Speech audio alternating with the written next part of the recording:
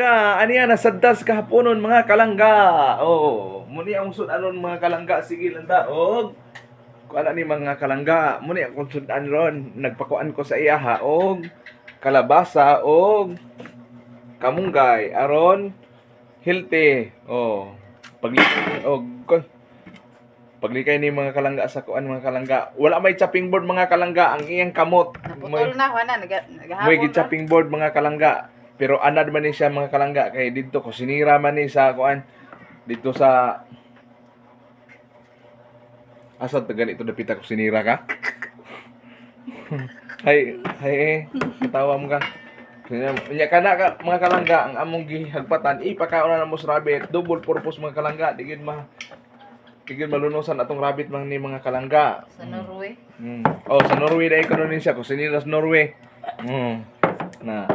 Naabdi kay ni akong kusinira mga kalangga bisa pa og kanan bisa pagsuhulan ni siya og usa ka libong adlaw 1,000 per day murag alkansihon pag ini siya muna iyang lihok mga kalangga. Natanaw na ginato iyang lihok abdi kay mga kalangga muna mukaon mo mga kalangga kalabasa. Kalabasang way panit-panit. Muna atong sudanon mga kalangga ha manihapon taon niya. I-update na ko sa inyo ha kay manihapon ta.